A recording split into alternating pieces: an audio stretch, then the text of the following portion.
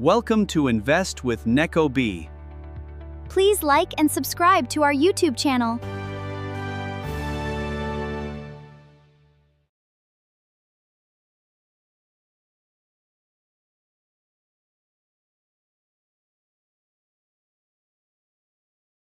Imagine opening up your brokerage account and seeing this guaranteed 12% yield paid out in cash every single month. Right?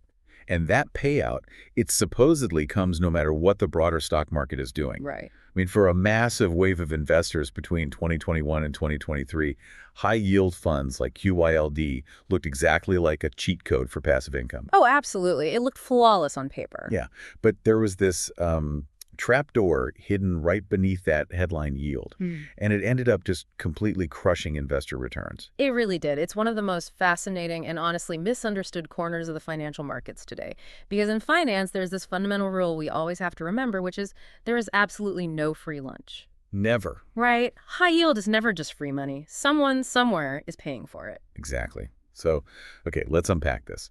Today, our mission on this deep dive is to break down the actual mechanics of these options overlay funds, specifically looking at how the income trap really works. Yeah, we really need to get into the mechanics. Right. And we got a massive stack of sources for you today. We're pulling from dense ETF prospectuses, some really detailed tax guides, and highly critical financial analyses on tickers like QYLD, XYLD, and GEPI. Which are huge right now. Huge. So the goal here is to help you understand exactly what trade-offs you're making when you start chasing those massive, double-digit yields. Yeah, because to understand how investors got trapped by that 12% yield, we first have to understand the foundational mechanics of what they were actually buying, right? So let's look at QYLD. That stands for the Global X Nasdaq 100 Covered Call ETF. Right, so just looking at the prospectus here, the base layer of this fund is actually pretty straightforward. It holds the 100 biggest tech and growth stocks in the Nasdaq. Yep. We're talking Apple, Amazon, Microsoft, NVIDIA. But it doesn't just hold them, right? It systematically writes or sells covered calls on that entire portfolio every single month. Exactly. So how exactly does that generate such a massive yield? Well, this is where we introduce the core trade-off that every single covered call ETF makes. You are explicitly giving up your future upside price appreciation in exchange for higher current income today. Okay. So when QYLD sells a covered call, it is specifically selling what is known as an at-the-money option. Let's translate that for a second. What does at-the-money mean in plain English for someone who doesn't spend their days trading options? Sure. It means the fund is agreeing to sell its underlying stocks at exactly today's current price, regardless of how high those stocks might go over the next month. Oh, wow. Yeah. So if a stock is at $100 today, the fund sells a contract saying, hey, I will let you buy this from me for $100 next month. Even if it shoots up. Exactly. And because the fund takes on that limitation, the buyer of the contract pays them a cash premium. And that cash premium is what funds that massive 11 to 13% yield. However, if that stock rockets to, say, $150, the fund doesn't get to keep a single dime of that $50 gain. You've sold your right to that upside. Man. So it's essentially like renting out the upside of a house. Right. Like, let's say you buy a property and you get great monthly rent from your tenant. That rent is your premium, right? But you sign this bizarre contract saying that if the property value doubles over the next year, the tenant gets to keep all the new equity. Yeah, you don't get any of it. Exactly. That is actually a perfect way to look at it. You get the cash flow, but you entirely surrender the growth. But honestly, let me play devil's advocate here for a second. Sure, yeah. If I'm getting 12% in hard cash deposited into my account every single year, do I really care if I miss out on some extra growth? I mean, isn't a bird in the hand worth two in the bush? What's fascinating here is how that exact logic just breaks down completely when you zoom out and look at a longer time horizon.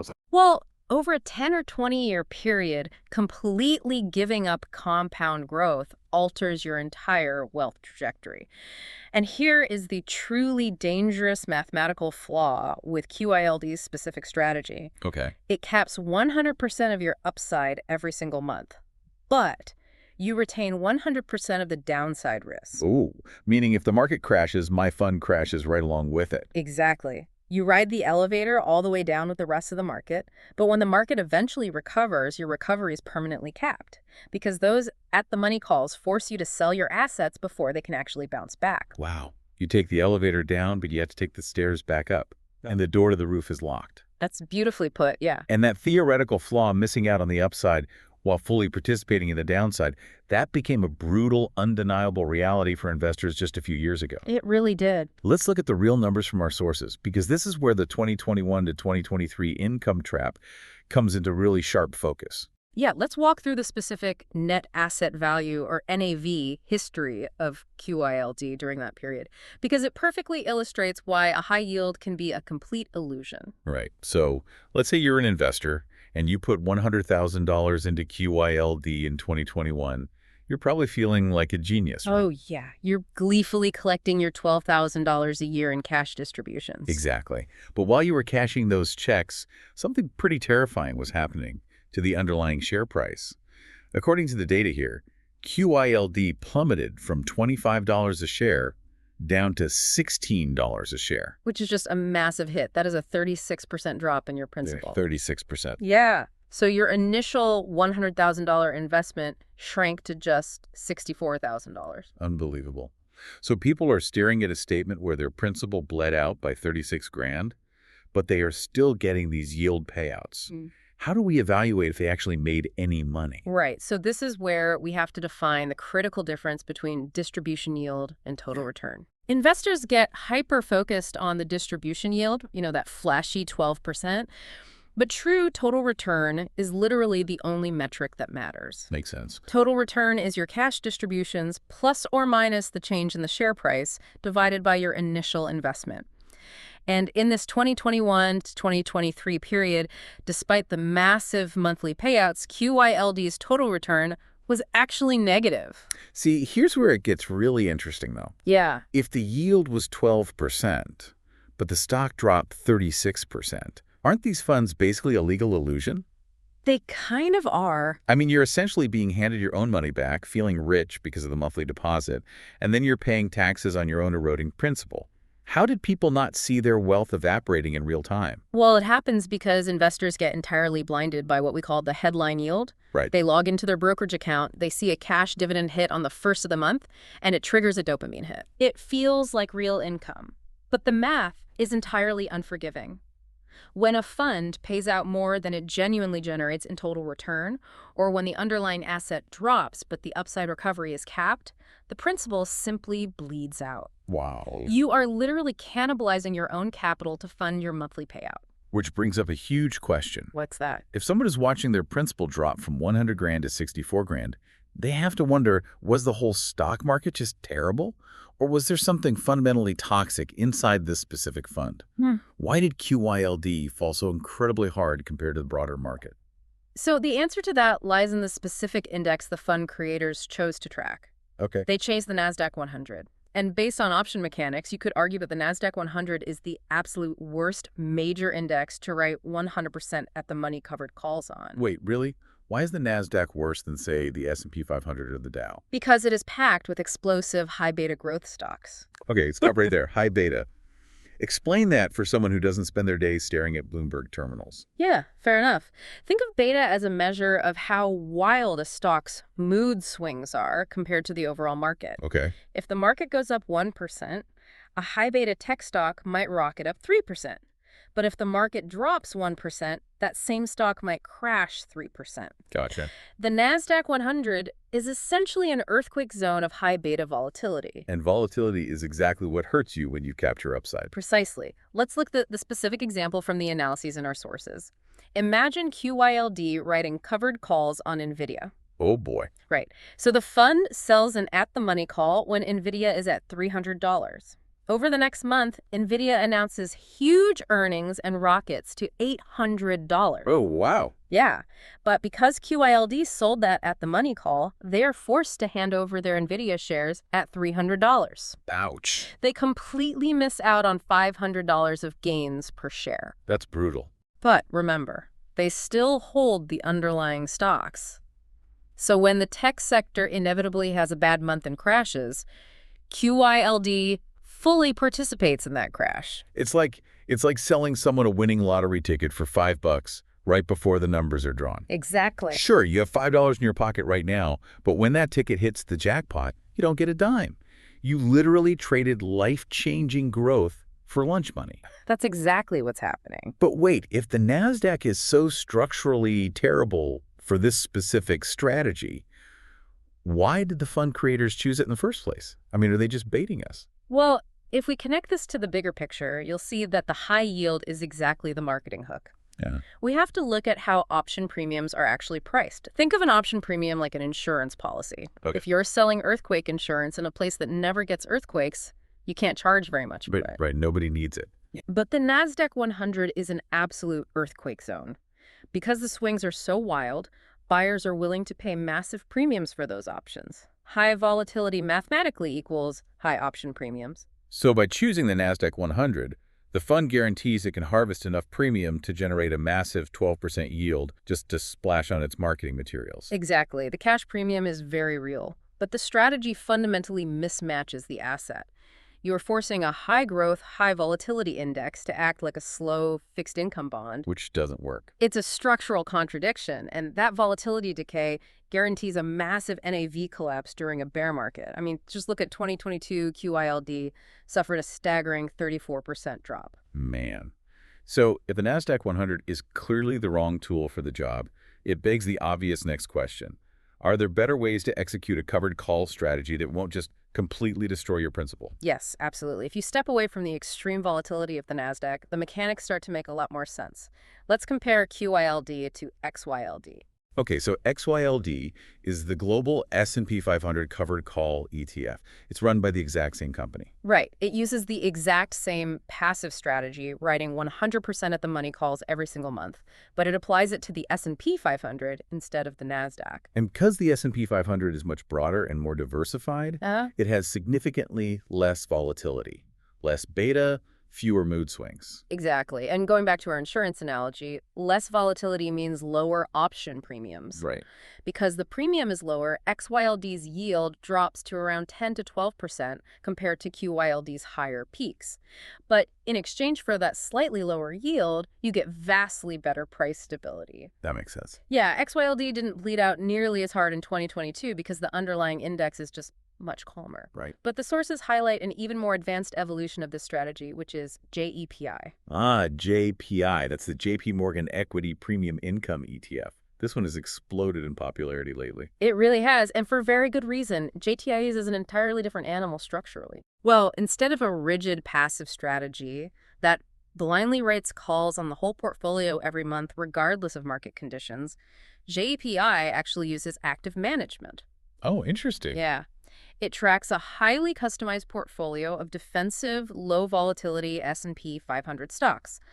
But more importantly, it writes out-of-the-money options, and it does so using something called equity-linked notes, or ELNs. Okay, let's pause there because that sounds like financial jargon cooked up in a Wall Street lab. First, what does out-of-the-money mean in this context? Sure. Out of the money means that instead of agreeing to sell the stock at exactly today's price, the fund agrees to sell it at a price, say, 5 or 10% higher than today's price. Okay. You still collect a premium, but you've deliberately left some room for the underlying stock to actually grow before your cap hits. Right, that makes total sense. Yeah. You get to participate in at least some of the market's upside. Exactly. But what about these equity-linked notes? Like, what is an ELN doing that a standard options contract can't? Think of an ELN as a custom, prepackaged contract created by a bank. If a massive fund like JEPI had to manually sit there and trade thousands of individual options contracts on every single stock in its portfolio every single day, the transaction cost would be astronomical. Oh, yeah, they'd eat up everything.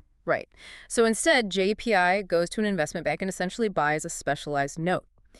This note is designed to perfectly mimic the payout of an out-of-the-money covered call strategy. Got it. It simplifies the process, it drastically reduces transaction costs, and it allows the fund managers much more flexibility to adjust their strategy on the fly. Okay, so to summarize all of that, XYLD is sort of the calmer cousin to QYLD, but JEPI is the actively driven sports car.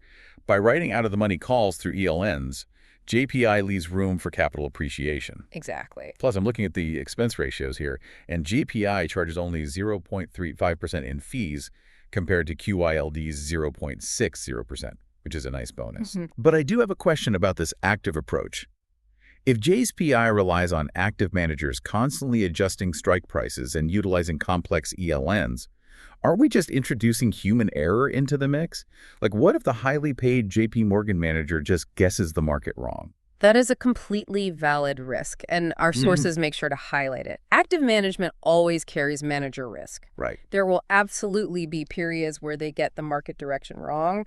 However, you have to weigh that human risk against the alternative. Which is? Well, the mechanical blind, 100% at the money writing of QYLD is mathematically guaranteed to systematically cap your upside, month after month, forever. Yeah, that's true. JPI's flexibility, the ability of its managers to adjust strikes and deliberately write fewer calls during a raging bull market, is specifically designed to prevent the brutal NAV erosion we saw in the passive funds. Right. Yes, the yield is lower, usually floating around 8 to 9%, but the total return and capital preservation over time are demonstrably superior. Okay, so knowing the severe mathematical risk of QYLD and understanding the structural differences with better funds like XYLD and JEPI, we have to ask the ultimate practical question. Who should actually be buying these things? Honestly, covered call ETFs really only make sense in very specific, narrow scenarios. Structurally, they are designed for flat or mildly bearish markets where the stock price isn't moving much, and the option premium basically acts as a cushion for your portfolio. Okay, but from a human standpoint, who is that for? From a demographic standpoint, they are primarily built for retirees. Yeah. Specifically, retirees who desperately need immediate liquid cash flow right now to pay their living expenses and who have consciously accepted that their capital base is no longer going to grow. And even if you perfectly fit that demographic profile, I'm looking at the tax guides from our source stack, and there is a massive hidden cost we haven't touched on yet. What happens when that 12% yield hits a standard taxable brokerage account? The tax drag is incredibly severe. Yeah, the numbers here are actually shocking. According to the analyses, 60 to 65% of the distributions from QYLD and XYLD are classified and taxed as ordinary income. Which means they are taxed at your highest possible marginal rate, up to 37% depending on your bracket. Wow. Yeah, they don't get the favorable long-term capital gains treatment. If you are a high earner in a high tax bracket, that flashy 12% yield is effectively chopped down to a 7.5% after-tax yield. And getting 7.5% is a whole lot less exciting when your underlying principal is simultaneously dropping by 30%. I mean, it's adding insult to injury. Exactly. Now, JPI is slightly better structured. About 35% of its distributions usually qualify for those favorable dividend tax rates. But the overall tax drag of holding any of these high-yield options funds in a standard taxable brokerage account is still pretty punishing. Which means optimal placement is absolutely critical here. Yeah. These funds really belong in tax-advantaged accounts, like an IRA or a 401k, where you can legally shield that ordinary income from the IRS. 100%. If you absolutely must use a taxable account for some reason, the tax experts in our sources actually suggest you are better off skipping ETFs entirely and building your own covered call portfolio. You buy 100 shares of a stock you genuinely want to hold for the long term, and you write your own out-of-the-money calls. Yeah, that way you have total control over the tax treatment and the strike prices. Right. So what does this all mean? If I'm sitting here listening to this and I'm a younger investor or I have 10 or 20 years until retirement, should I touch these funds at all? Or should I just buy the underlying index like the QQQ and completely ignore the shiny 12% yield? This raises such an important question, and I think it's time we give the honest bottom line summary. If you are a young investor or anyone with a time horizon of a decade or more, you should entirely skip these covered call funds. Wow, entirely. Entirely. The math is incredibly clear on this. The compound growth of the underlying assets, simply buying broad market equities and letting them grow uncapped, will almost always beat these high-income distributions over a multi-decade period. Yeah, that makes sense. When you buy a covered call ETF, you are explicitly trading away your future compounding for a handful of cash today. They are a highly specialized tool for generating current income in retirement. They are absolutely not a replacement for long-term wealth building. That brings us perfectly to our summary. Today, we unpack the often harsh reality behind those massive headline yields. We saw that while QYLD's 11 to 13% yield is a genuine payout, and the cash really does hit your account, it comes at the direct mathematical expense of your upside potential. Right. And when you apply that capped upside strategy to a wildly volatile index like the Nasdaq 100, the result was severe principal destruction, like we saw between 2021 and 2023 when shares dropped from $25 to $16. It serves as a stark lesson in financial mechanics. Total return is the only metric that truly matters. If your $100,000 portfolio shrinks to $64,000, a 12% yield does not mean you are winning. Exactly. If you need income, better actively managed alternatives like JEPI or less volatile options like XYLD offer far more stability. But for a long-term investor looking to build wealth, nothing beats traditional uncapped equity growth.